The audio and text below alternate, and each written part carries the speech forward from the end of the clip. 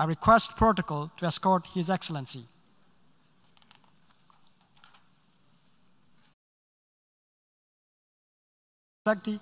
President of the Democratic Republic of Congo, to invite him to address the General Assembly.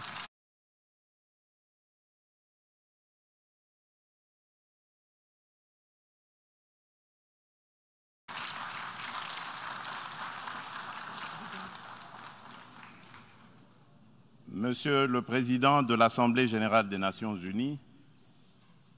Monsieur le Secrétaire général des Nations unies, Mesdames et Messieurs les chefs d'État et de gouvernement, Mesdames et Messieurs les chefs de délégation, c'est pour moi un grand honneur et un réel plaisir de prendre la parole du haut de cette tribune pour faire entendre la voix de mon pays, la République démocratique du Congo, sur les principales questions qui préoccupent au plus haut point la communauté internationale actuellement. Monsieur le Président, je voudrais néanmoins, avant toute chose, vous féliciter pour votre élection à la présidence de la 77e session ordinaire de l'Assemblée générale des Nations unies. Je suis convaincu que vous donnerez le meilleur de vous-même pour la réussite de cette session et vous garantis tout le soutien de mon pays. Monsieur le Président, les défis majeurs auxquels l'humanité fait face actuellement sont les suivants. La sécurité et la paix pour tous, la maîtrise des changements climatiques, la relance de l'économie mondiale après la Covid-19, la lutte contre la pauvreté et la promotion du bien-être collectif. Ces principaux défis sont complexes et intimement enchevêtrés. Conscient de cette réalité, je salue le choix judicieux et la pertinence du thème central de ces assises, à savoir un tournant décisif des solutions transformatrices face à des défis intriqués. À l'évidence, le relèvement de ces défis exige plus de contenu. Le maintien de la paix et la sécurité internationale constituent le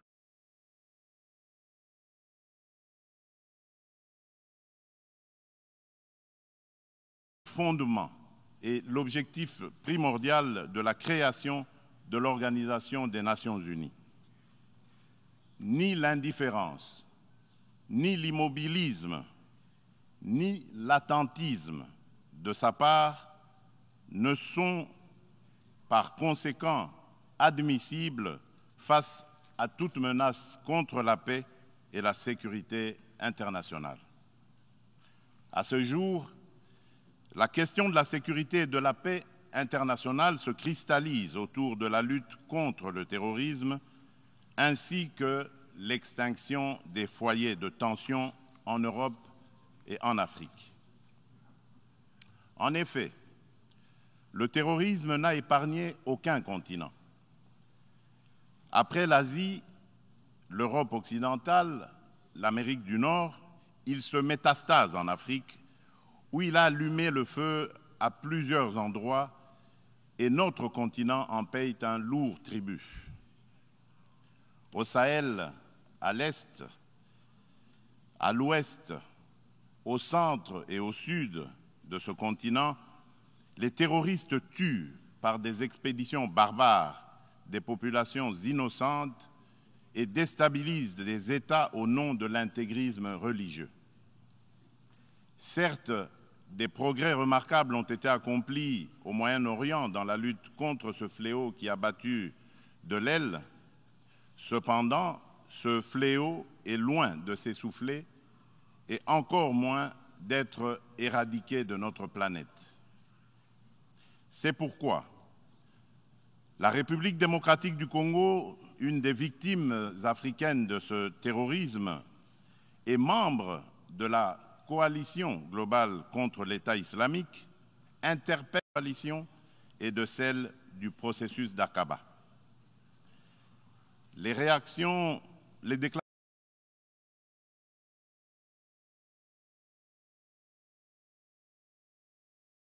d'intention et les proclamations de foi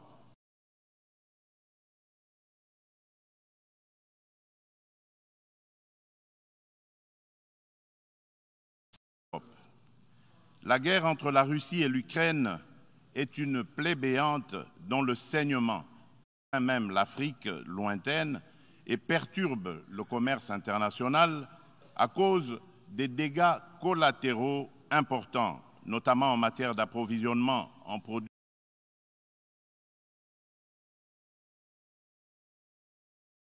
céréaliers et énergétiques d'origine ukrainienne et russe, nécessaires à l'alimentation des populations ainsi qu'au fonctionnement des économies des pays importateurs.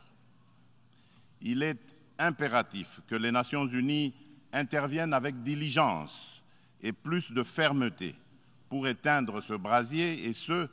dans le respect absolu des règles du droit international. La République démocratique du Congo souscrit à la position de l'Union africaine et appelle toutes les parties au conflit à suivre la voie du dialogue et du droit préconisée par l'Afrique, qui a par ailleurs l'expérience de gestion des crises sécuritaires provoquées par des groupes armés dans certains de ses États. À ce sujet, les Nations unies savent que mon pays, la République démocratique du Congo, est victime d'une crise sécuritaire aiguë qui dure depuis plus de 20 ans à l'est de son territoire national. Tout observateur honnête et de bonne foi reconnaît que cette crise est causée principalement par les convoitises que suscitent ces fabuleuses richesses naturelles et les ambitions de puissance de certains de ses voisins. Le peuple congolais reconnaît l'implication des nations et des partenaires extérieurs bilatéraux de la République démocratique du Congo pour juguler cette crise récurrente.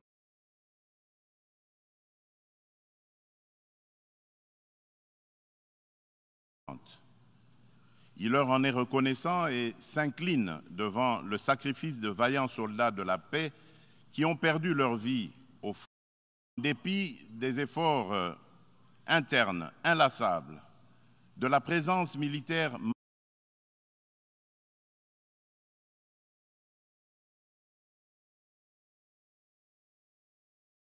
massive de l'ONU au Congo et de son soutien diplomatique pendant 23 ans, le mal sécuritaire continue à ronger mon pays. Afin d'éradiquer définitivement l'insécurité, restaurer une paix durable et assurer la stabilité à l'est de la République démocratique du Congo, plusieurs accords ont été signés avec les groupes armés et même avec les pays voisins, sous la garantie de la communauté internationale. Des mécanismes nationaux et internationaux ont été créés. Toutes ces perspectives de règlement définitif du conflit n'ont duré que l'espace de quelques mois. Vite, l'architecture s'est fissurée et l'édifice s'est écroulé. Et on recommence toujours avec les mêmes tragédies. Depuis mon élection à la tête dans les provinces congolaises de l'Ituri, du Nord Kivu et du Sud Kivu, m'inscrivant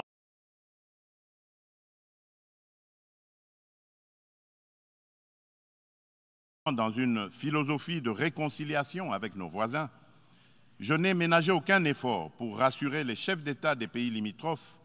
et restaurer la confiance entre nous, notamment par la concertation permanente sur des questions d'intérêt commun, la conclusion d'accords de coopération sécuritaire et de partenariat économique et la réalisation de projets de développement pour nos populations respectives. En dépit de ma bonne volonté, remercié par l'agression et le soutien des groupes armés terroristes qui ravagent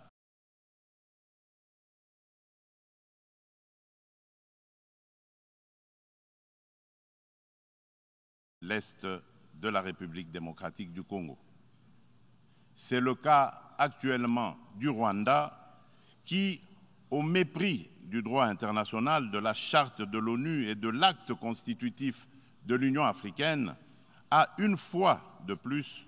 non seulement agressé en mars dernier la République démocratique du Congo par des incursions directes de ses forces armées, les RDF, mais aussi occupe des localités de la province du Nord Kivu par un groupe armé terroriste interposé, le mouvement du 23 mars, dit M23, auquel il apporte un soutien massif, tant en matériel de guerre qu'en hommes de troupes. Et comme pour défier la communauté internationale, le M23, avec le soutien de l'armée rwandaise, a même abattu un hélicoptère de la MONUSCO et tué 8 casques bleus, commettant ainsi un crime de guerre. Je dénonce, en ce lieu emblématique de la vie internationale, avec la dernière énergie, cette énième agression dont mon pays est victime de la part de son voisin, le Rwanda, sous couvert d'un groupe terroriste dénommé le M23. Monsieur le Président, l'implication du Rwanda et sa responsabilité dans la tragédie que vivent mon pays et mes compatriotes des zones occupées par l'armée rwandaise et ses alliés du M23 ne sont plus discutables, dès lors que plus d'une fois, aussi bien les groupes d'experts dûment mandatés par l'ONU et le mécanisme d'organisation non gouvernementale humanitaire et des droits de l'homme crédibles les ont établis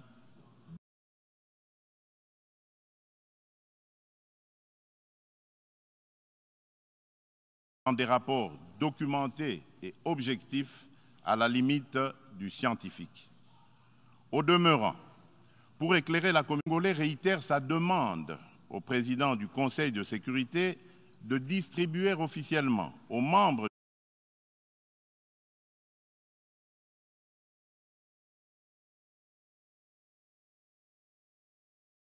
du Conseil le dernier rapport des experts de l'ONU sur la situation sécuritaire à l'est de la République démocratique du Congo et de le faire examiner avec diligence par lui afin d'en tirer toutes les conséquences qui s'imposent sur le plan du droit, de la paix et de la sécurité internationale. Il y va de l'image et de la crédibilité de notre organisation. Procéder autrement serait, d'une part, encourager le Rwanda à poursuivre son agression, ses crimes de guerre et ses crimes contre l'humanité en République démocratique du Congo, et d'autre part, nourrir davantage la suspicion légitime des Congolais sur l'impartialité de l'ONU, ainsi que la complicité de certains de ses membres dans ces crimes. C'est pour mettre fin à cette suspicion et dissiper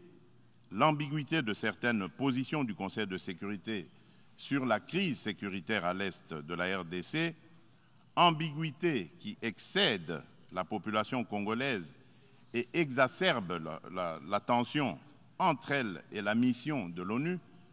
pour la stabilisation du Congo, la MONUSCO, que le gouvernement de mon pays a demandé la réévaluation du plan de retrait progressif et responsable de cette mission.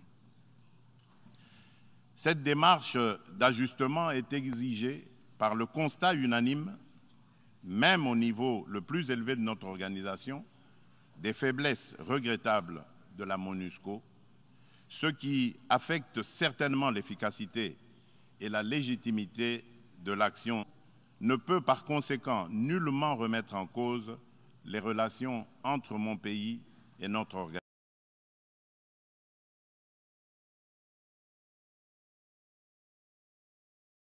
organisation. Quoi qu'il en soit, je réaffirme haut et fort à cette tribune de la plus haute exigence de défendre toujours, jusqu'au sacrifice suprême, l'intégrité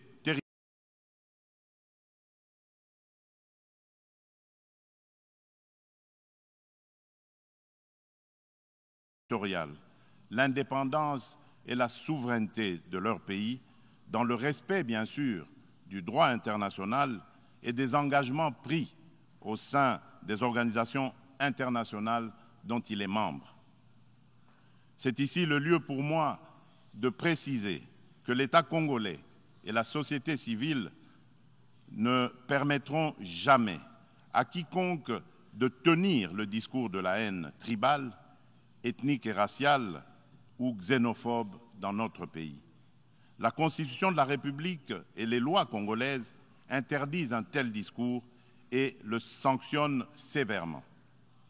Nul ne peut donc prétexter de ce discours imaginaire pour justifier des aventures criminelles au Congo, diviser les Congolais et fragiliser l'unité nationale à laquelle tous mes compatriotes tiennent. La République démocratique du Congo n'est pas et ne sera jamais génocidaire. De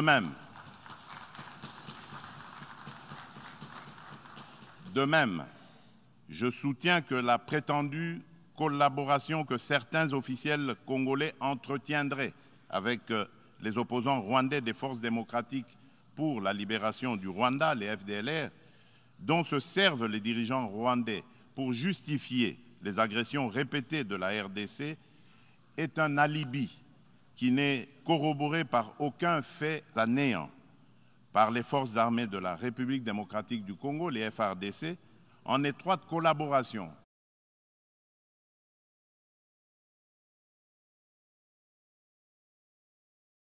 avec l'armée rwandaise dans le cadre des opérations conjointes menées il y a quelques années. La République démocratique du Congo a en outre rapatrié plusieurs éléments des FDLR et leurs familles. Dès lors, les Congolais se demandent de quel FDLR parle-t-on?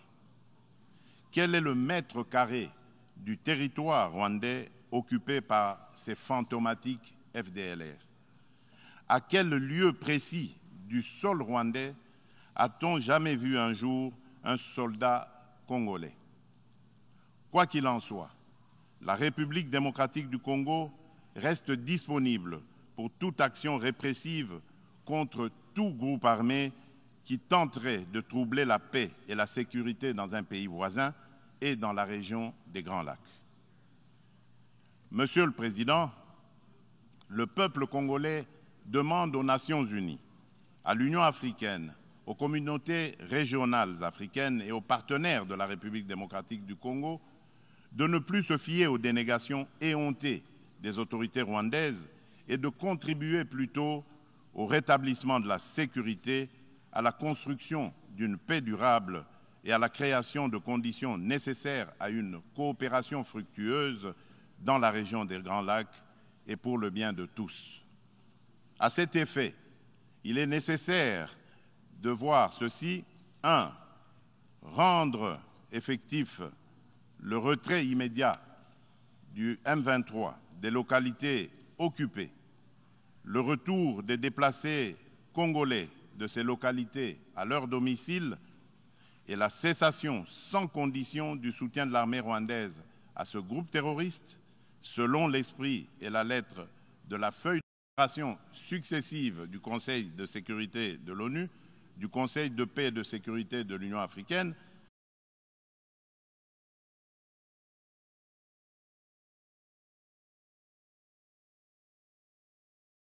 de la Communauté d'Afrique de l'Est, la CAE, et de la Communauté pour le développement de l'Afrique australe, la SADC. 2. Multiplier les pressions sur le Rwanda et le M23, dont les dirigeants sont du reste sous sanction de l'ONU, et montrer plus de fermeté à leur égard pour qu'ils respectent les positions prises par les organisations internationales précitées. 3. Appuyer la poursuite du processus de paix de Nairobi, les discussions de Luanda entre la République démocratique du Congo et le Rwanda et le déploiement de la force régionale de l'Afrique de l'Est, dont le statut et les règles d'engagement viennent d'être signés le 8 septembre dernier à Kinshasa, successivement par le gouvernement congolais et le secrétariat général de la CAE, d'une part, et d'autre part, par les FARDC et le commandement de cette force régionale. 4. Encourager le président honoraire du Kenya, le président Uhuru Kenyatta, et le président de l'Angola, de la République d'Angola, João Lourenço, médiateur de la CAE et de l'Union africaine dans la crise sécuritaire en République démocratique du Congo, à poursuivre leurs bons offices. 5. Lever tout obstacle à la restructuration par la République démocratique du Congo de ses forces armées et de défense, à la montée en puissance de celles-ci pour mieux remplir ses missions régaliennes, notamment par la levée pure et simple de toutes les mesures restrictives de l'acquisition d'équipements militaires, quelle qu'en soit la forme édictée par le Conseil de sécurité de l'ONU. La réalisation des actions préconisées ci-dessus garantira sans doute le peuple congolais de la certitude d'un règlement de la crise et facilitera un dialogue constructif entre toutes les parties concernées quant à ce. Monsieur le Président, nous, peuple congolais, sommes décidés cette fois-ci à mettre définitivement de casser à jamais le cycle infernal de la violence à l'est de la République démocratique du Congo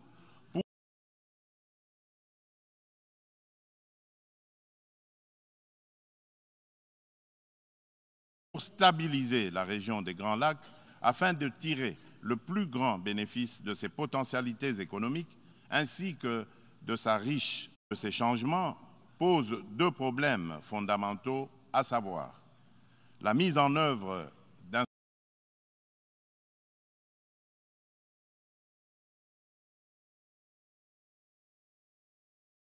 instrument juridique et financier issu de négociations internationales, en particulier dans le cadre des différentes conférences des parties à l'accord des Nations Unies sur le climat, la COP, et la transition énergétique.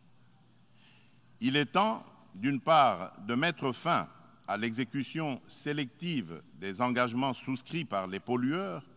et d'autre part, de compenser au nom de la justice climatique les efforts fournis par les pays moins pollueurs, dont ceux de l'Afrique, pour préserver l'environnement dans l'intérêt de toute notre planète. Quant à la transition énergétique,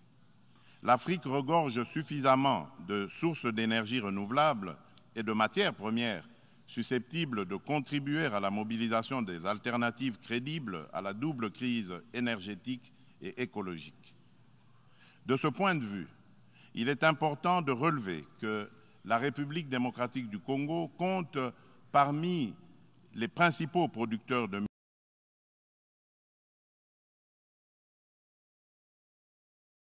minerais stratégiques essentiels à la transition énergétique et à la décarbonisation le cobalt, le lithium, le nickel ainsi que le manganèse. Mon pays s'est fixé comme objectif de produire proprement les 10 minerais à cette fin. C'est dans cette perspective que la République de Zambie et la République démocratique du Congo ont signé le 29 avril de cette année un accord relatif à la mise en place d'une chaîne de valeur dans le secteur de batteries électriques et des énergies propres. Il va sans dire, au vu de l'importance des investissements que requiert la réalisation d'un tel projet, que l'implication des partenaires est particulièrement indispensable, notamment en termes d'apport en capitaux et en technologies adaptées. En outre, afin de soutenir le programme de transformation verte des économies sur le continent africain et de rencontrer la demande d'énergie croissante dans le monde, l'hydroélectricité, le solaire, la géothermie et l'exploitation de ces gisements gaziers. De ce fait, la République démocratique du Congo se présente comme un atout à la réalisation de l'agenda 2063 de l'Union africaine à travers la mise en œuvre du projet Grand Inga, lequel pourrait également s'avérer bénéfique pour une partie de l'Europe et du Moyen-Orient. C'est dans cette perspective qu'elle est heureuse d'abriter les travaux préparatoires de la 27e conférence des parties sur le climat, la pré-COP 27, qui se tiendront à Kinshasa le mois prochain. Monsieur le Président, je saisis cette opportunité pour apporter de la lumière sur le volet environnemental de l'appel d'offres lancé le 28 juillet dernier par mon pays pour l'exploration de ces 27 blocs pétroliers et 3 blocs gaziers,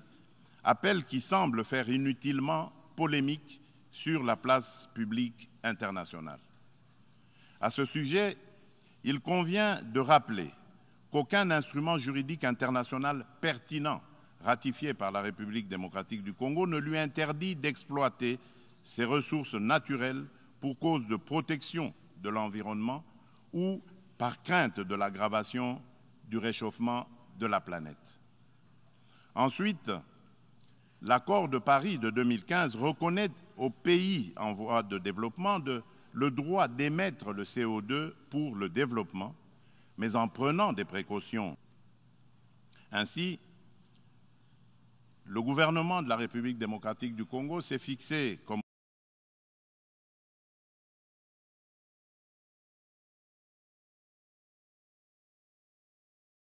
objectif d'exploiter, dans le respect des normes environnementales, les ressources naturelles du pays et de les transformer localement pour leur donner de la valeur ajoutée et booster l'économie nationale, notamment par la création des richesses liquides et des emplois afin d'adopter et prises pour éviter des impacts négatifs sur l'environnement.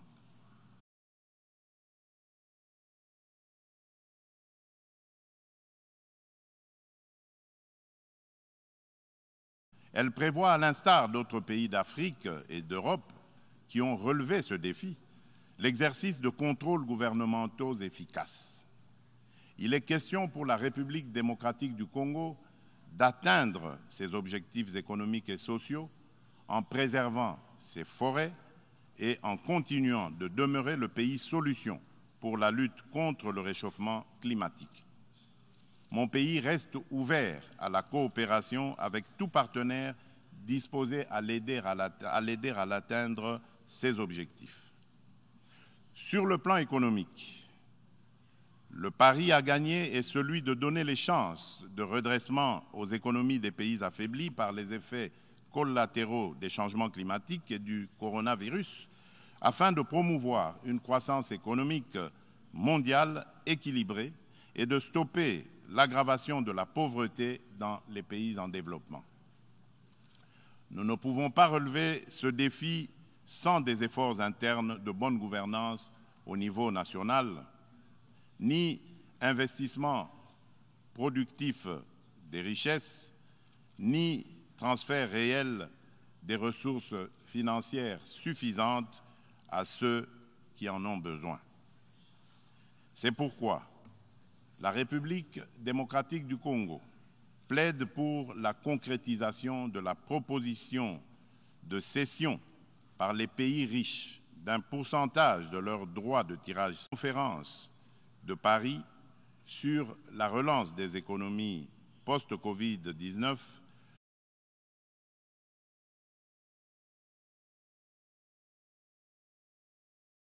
du mois de mai 2021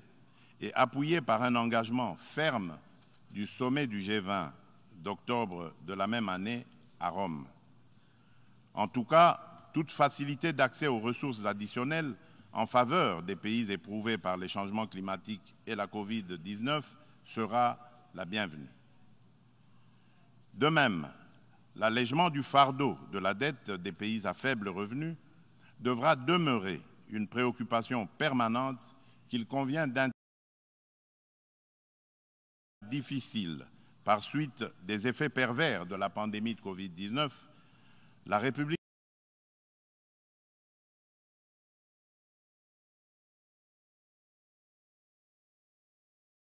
démocratique du Congo a enregistré des progrès remarquables en termes de croissance économique. Le rythme de création de richesses s'est accéléré en 2021 grâce particulièrement au dynamisme du secteur minier dont la croissance de la production est passée de 1% en 2019 à 10,1% en 2021 par suite de la bonne tenue des cours du cuivre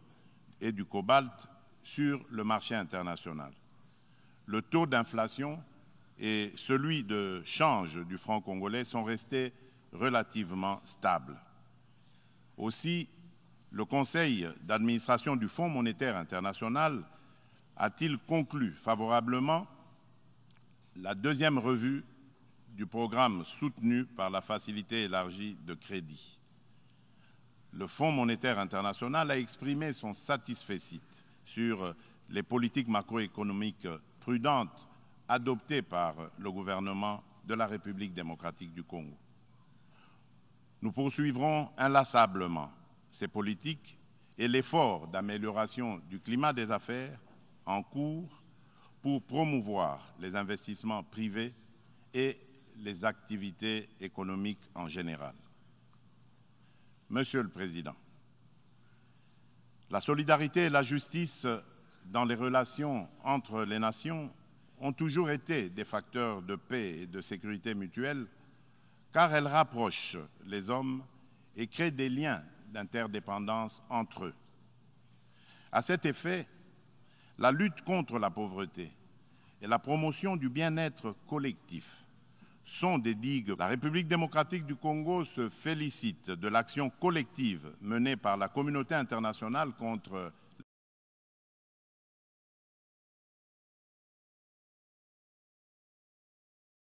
la COVID-19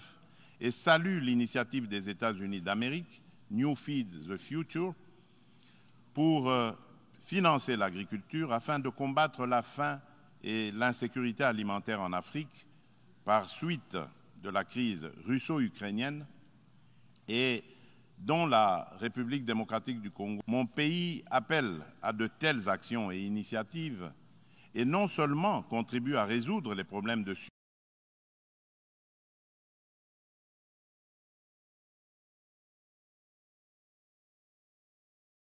survie au quotidien et à créer des emplois accessibles au plus grand nombre, mais aussi distribue des revenus et du pouvoir d'achat à la base.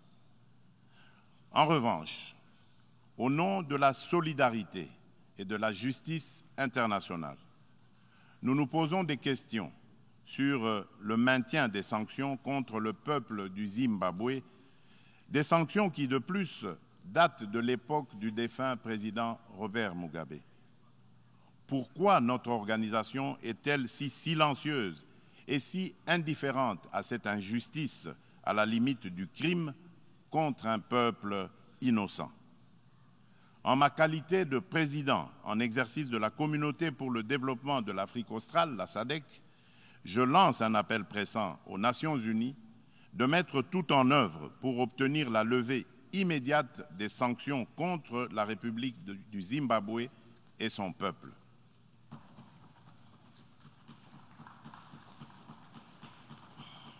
Monsieur le Président, dans ce monde multipolaire, aucun pays, aussi puissant et riche soit-il, ne peut prétendre affronter seul les défis que je viens d'exposer ci-dessus et encore moins les relever dans l'intérêt de tous. L'importance des enjeux, la complexité des problèmes à résoudre et l'ampleur de la tâche exigent une approche multilatérale équitable qui intègre les intérêts d'un chacun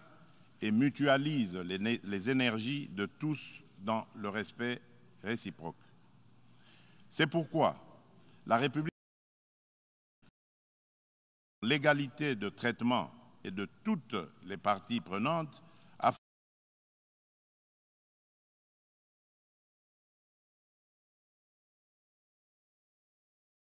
afin de créer des espaces de dialogue et de coopération dont nous avons besoin pour assurer la paix et la sécurité internationale. C'est cela, l'Organisation des Nations Unies que nous voulons. Pour ce faire, il nous faut accorder le bénéfice de l'urgence à la réforme de l'ONU qui semble actuellement marquer le pas. Dans ce cadre, je me fais le devoir d'insister sur la nécessité de satisfaire la revendication légitime et juste de l'Afrique d'être représentée au sein du Conseil de sécurité de l'ONU par 2 sièges supplémentaires dans la catégorie des membres non permanents et par 2 autres dans celle des membres permanents avec les mêmes droits, y compris celui de veto, les mêmes privilèges et obligations que ceux des membres permanents actuels. C'est une question de justice à rendre à un continent, mieux à un pan entier de l'humanité dont le rôle ne cesse de s'accroître chaque jour davantage dans la conduite des affaires internationales. Nous, Africains, y tenons fermement. Monsieur le Président de l'Assemblée générale des Nations unies, Monsieur le Secrétaire général des Nations unies, Mesdames et Messieurs les chefs d'État et de gouvernement, sur la parité hommes-femmes. À ce propos, il y a lieu d'insister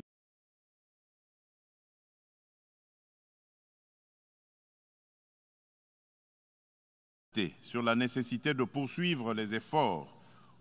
en cours, tant au niveau international qu'à celui des États, pour créer des espaces d'égalité du genre et des opportunités de liberté et d'action pour la femme. Pour ce faire, l'implication des hommes dans les politiques de promotion du genre s'avère nécessaire parce que, d'une part, l'homme partage la vie avec la femme et, d'autre part, depuis des temps immémoriaux, pour des raisons diverses, l'homme s'est forgé une prééminence sur la femme qui lui confère une influence déterminante sur le destin de cette dernière. Nous devons mettre un terme à cette situation de fait. C'est pourquoi, lors de mon mandat à la tête de l'Union africaine, j'ai initié une rencontre des chefs d'État et de gouvernement de l'organisation continentale sous le thème de Conférence des hommes sur la masculinité positive. De ce rendez-vous historique tenu à Kinshasa en 2021, il est sorti une déclaration de l'Union africaine contenant l'engagement des hommes, notamment celui des chefs d'État et de gouvernement, de mettre fin aux violences faites aux femmes et aux filles et apporter des réponses appropriées à cette problématique. Cette déclaration constitue une véritable charte de l'Union africaine pour la femme que je m'attelle à matérialiser en ma qualité de champion de l'Union africaine pour la masculinité positive. C'est dans ce cadre que j'ai entrepris de promouvoir davantage la Congolaise qui occupe aujourd'hui de plus en plus l'avant-plan de la gestion des affaires publiques au sein des institutions politiques, judiciaires et administratives de mon pays, de perception de la femme et de son rôle dans la société, mais aussi dans la prise en charge par